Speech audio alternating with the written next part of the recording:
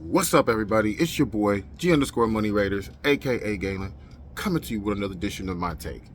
Yo, we have a lot to talk about in this season so far. Let me start off by saying I appreciate everybody for always coming and just watching my videos, y'all commenting. You know, y'all give me y'all take in the comment section. You know what I'm saying? Don't forget to like. Don't forget to subscribe if you like my stuff. You know what I'm saying? Even if you don't like what I'm saying, I still like your opinion. You know what I'm saying? We don't always have to agree. That's why it's like I always say, the show is called My Take. I have my take, you have your take. That's what we talk about. So, y'all know how I do it all the time. Talk about the offense, defense, special teams, and coaching. Y'all know in my videos, it's just more of opinionated video shows. Not, I can't, do all the extra stuff. I just give you my opinion. And I just love to hear everybody else's opinion. All right, that's just how I do my videos. So, we're gonna start off with the offense. So since we lost to the Chiefs 31-17 this past Sunday, it took me a minute to do this video because there was some things that I wanted to just kind of like go back and look at. And I rewatched the game, and to me, I know we lost 31-17.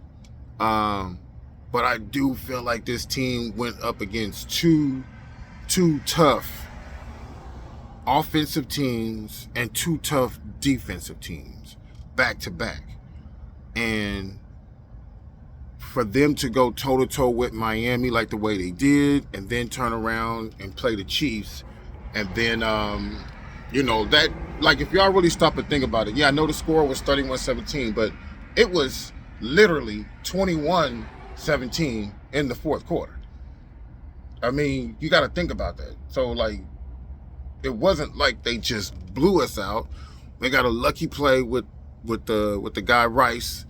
Hobbs took a bad angle. In the end, you lose it, and they score a touchdown on that. And then we turn around and go for it, which I didn't think we needed to like that. And they ended up, getting the field goal. So the point I'm just taking is I'm just seeing that in this team, considering everything that has taken place. Josh McDaniels this year coming in, trying to bring in more of their players to fit his system, and not wanting to understand and know what fits best for the players that he has, to coach now, even though he's interim, who's coming in and, getting the feel from the players, because he has to really learn now the full players. Offense, defense, special teams. Got to get them all. He's just not now, can't concentrate on the defensive side and only on the linebackers. So now he has to manage this team when this team was like literally feeling like, we don't, this guy, is not making us better. Meaning Josh McDaniels is not making us better. So AP now has come in and, like, if you can tell, changed the culture. As you can tell by the way some of the, people who got cut, we're going to talk about that when we talk about the defense. You can tell they're really, really trying to change the culture. Now, we done heard this as Raider fans many of times. This coach coming in, change the culture, But in my take on this is what I'm meaning in change the culture for the team. I mean, like, he's bringing a bravado back of how it was when I was watching Raiders growing up in the later part of the 70s, early 80s, throughout the 90s, and here in the 2000s. Like, that Raiders team in the 70s and 80s, like, because the football was totally different then compared to now. But those teams, y'all got to remember, this organization was one of the organizations, organizations in the league in the, 60s, 70s, 80s, 90s. You know what I'm saying? I mean, yeah, this, 2000 version team that we have now, we got to just let it be. And we just got to let it see how it plays out now. We got a new coach, like I'm trying to tell y'all. that's going to bring a different feel to the organization. As a older gentleman who, like I'm saying, has been watching him for so long, the feel that I get out of AP is making me feel like this team of the 70s and 80s. That team, they were kicking butt, kicking ass, taking numbers, and say to them, lift the patch up. You see me, bitch? That's the Raiders. That's what Antonio is bringing back to me, in my opinion. So, offensively, the thing that I feel like we need to do, consider in these first 12 weeks, these 12 games that we played, because now we're 5-7, I feel like the offense is starting to find itself a little bit. It still has some tinkering that needs to be done. Yes, I'm not foolish. I wear glasses, but I know there are things that need to be done, especially on the offensive line. A lot of these shows, when I watch these shows, don't really want to come in and say and point out, yeah, this is the bad part of the team, period. Now, I know a lot of people are saying that this is the bad part of the team is the offensive line, and we all know it. We all know the offensive line is the baddest part on this team. You have to figure out. I was watching Raiders Roundtable show with JT the Brick and forgot the other guy's name, Eddie Pascal. Sorry, Eddie. Watching them too, and they were talking about that. You know, they brought up the fact that Lincoln Kennedy has brought it up before, that you got Munford doing one thing, Illuminor doing another thing, and you got those two guys playing on one side, because now that we got Colton back, one guy is better at zone, one guy is better at power. Then you have a guy that, y'all know my favorite offensive lineman, Van Gotten, whatever, you know what I'm saying? Y'all know him. I just, you know. But that right side is a fucking work in progress. For real. I mean, I understand Illuminor held his point and held his ground against, you know, those elite guys that come on the blind side. But watching Colton over there all these years and then seeing Illuminor over there, I just realized how short Illuminor's arms were. I mean, I was like, God, you letting these guys come into you. You supposed to, you know. I'm sorry. I mean, I don't know. For years, like, you know, you just used to long arm tackles. Y'all, while I watched the games, y'all been knowing, you know. But it was funny. But in my opinion, like I said, that right side needs to be fixed ASAP in this offseason to me. I know we still got games to play, y'all. I know we're still in the playoff hunt. You win Minnesota, you win San Diego, you're right back in it. A couple of teams lose, Cincinnati lose, Houston lose, you right back in it. Right back in it. Denver lose, right back in it. So the offense to me just needs to, like, get it together. And what I mean by that is, to me, let's turn this team into a passing offense for AOC. I know everybody's saying, wait a minute, we got Josh Jacobs. Yes, I know we got Josh Jacobs. But I want to take y'all back a little bit here about a time when the 49ers used the pass to set up the run because of the West Coast offense that had came in, and, you know, defenses didn't really know how to defend the slants that the West Coast offense were running. So, but if you watch anything back then on those games back in the 90s, like when Jim Kelly and Buffalo Bills and all them, if you go back and you look at those games and those teams did a lot of passing, and they had a one back in the backfield, you know, Thurman Thomas for Buffalo. So they used Thurman in a way where, because they were a up-tempo pass team, whenever they would catch defenses off guard, whenever they would do draws or delays. That's why I said in my video before, I want to see some more draws and delays with Josh. The reason being is because when defenses see Josh back there next to AOC, and you got a lot of wide receivers out, they don't know if you're going to run or pass now. So you don't become predictable. If you do, let's say, 2 wide receivers, a tight end, fullback, then everybody know, yeah, you can pass out of this, but we can defend that because we know you only got 2 people running out. But for me, you have to run an up-tempo offense to me for AOC, because if you think about when AOC runs an offense and he does well, it's when they're going and throwing. Quick reads. Am I expect perfection out of this guy? No, you guys. I know he's going to miss some people sometimes. It's just part of the game. And I get it. But to me, what's happening in our eyes is this kid is really learning how to look at the game now and see how the way it is.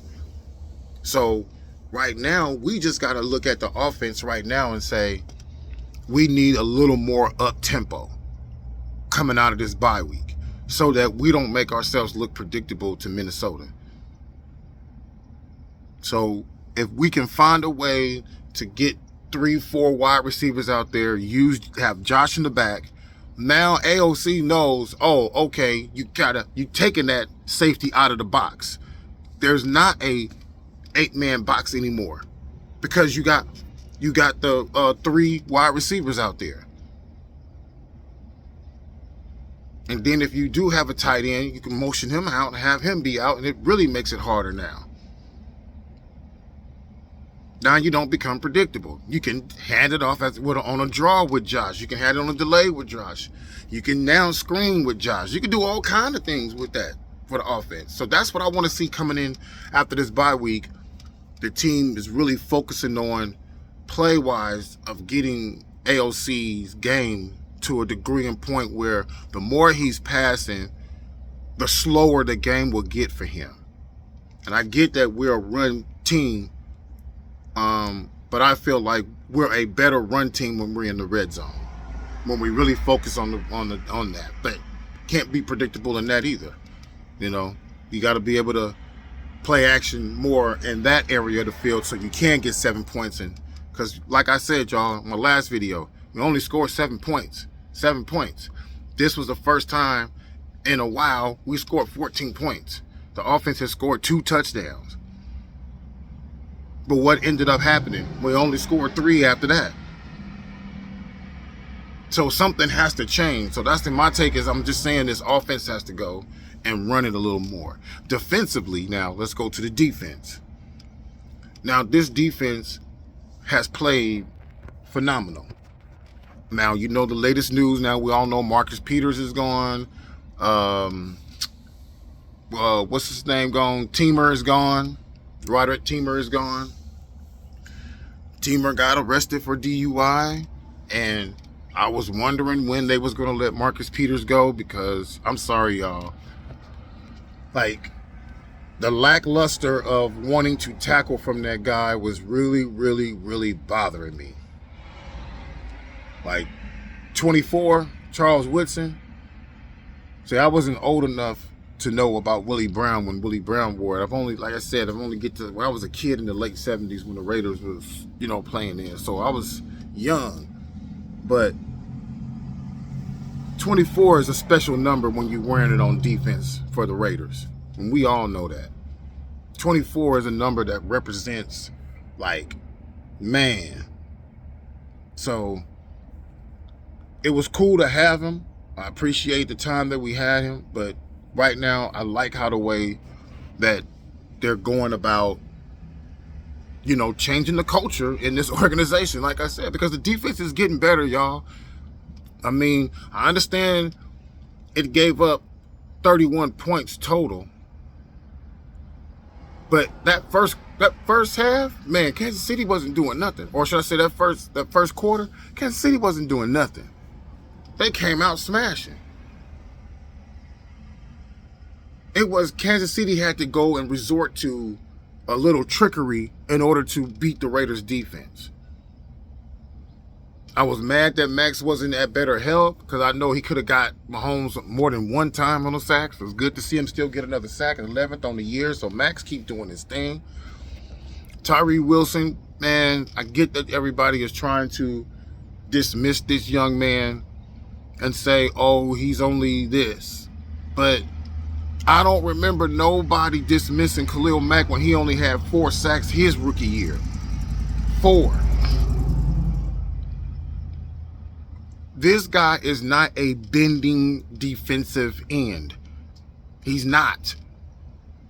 Now, watch my boys on Tape Don't Lie. They always say if Tyrese can use his hands more, then that's what's going to make him a better defensive player. Because if you look at it, he's gotten way better at stopping the run. He can set some edge, y'all. It don't always show up flashy, but if y'all go back and watch a lot of his film study now as the games are progressing, yeah, he may not, like I say, he may not be coming out splashy like Khalil. You know, Khalil had a little bend to him. Wilson doesn't have bend to him. So going forward, I just need him to understand and learn and keep learning how to use his hands, because y'all have to understand he's going up against the left, you know, the best of the best. You know, we keep forgetting he's going up against the left tackles. He's not going up against right tackles because, if I'm not mistaken, Max is usually always on the left side more than the right side. I know Max does go to the right side, but I know he's more, I think, on the left side than he's on the right. So, but y'all can correct me if I'm wrong. You know what I'm saying? That's what this is called, my take. So, but defensively, this team is, you know, PG has got this team really rolling and got them going.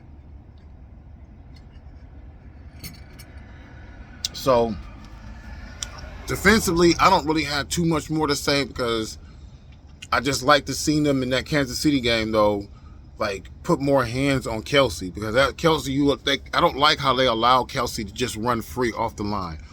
I don't understand why they don't have, you know, PG don't have somebody on him man to man, but bumping him off the line of scrimmage. He's not going to really like run past you like a Tyreek Hill or something. Hell no. Why are you deliberately always letting him get a free ride off the line of scrimmage? That's the only part on defense that I was really upset about and mad about. So, y'all have to understand, to me, the defense is doing all right. You know, we're getting those turnovers. We're getting everything that we need. So, special teams, Carlson, man. Kicking game this year, you can't shank the ball on a punt, and you can't be missing 30-yard field goals. Especially when your offense is not really scoring on a consistent basis, you know, on a consistent basis. You can't be missing points right now. Could that have been a different game had he made that field goal where it would have been, you know, 20-31, you know? I guess they don't look as bad, but it was still bad. You like we gotta tighten up on special teams now. Because special teams, just to me, it wasn't like it was last year. I'm not saying that our punter and our kicker aren't doing well this year. It's just, it ain't really too much bad to say about them, but it's just the fact that, they need to tighten up, basically. Like I'm saying, just tighten up. Coaching, well, let's just talk about it. We got a new coach, y'all. So I'm liking what I'm seeing. Do I think Mark Davis needs to hire AP? Yeah, because he's bringing a different feel to the game. He's bringing a different feel to the game. You know, like, I even though they've lost back-to-back, I still feel like the team fought hard for him. They played hard for him. They did a lot of good things for him. Like I said, defense still held Kansas City down. Kansas City just mainly scored in the second and third quarter. Okay, got it. Really, yeah. Y'all correct me, because I don't have the stats right in front of me. So, yeah, coaching just needs to. We need to. Do I feel like we need to get a new offensive coordinator? Probably. I'm more thinking like somebody like Hugh Jackson or something. But then, I just want to know everybody's opinion on that. What offensive coordinator would you like to see come in here, or just keep Bo? Y'all tell me. I mean, I like to see another offensive, coordinator do come in here though. So that's pretty much what I got to say. I know this is a long video. I mean, this is a bye week, so you ain't gonna really have too much to talk about, but more talk about what the other teams are and then where we stand in the playoff bracket as far as the hunt, getting to the playoffs. So I did this long video because I didn't, do a video for the KC game, but I just really didn't want to talk about the game. I just more so wanted to talk about the team itself and what's going on with the team and the release of Marcus Peters and Roderick Teamer. So don't forget to like and subscribe to my channel. Appreciate you guys all the time. My subs, I appreciate y'all. Hit me up. Peace out, Raider Nation.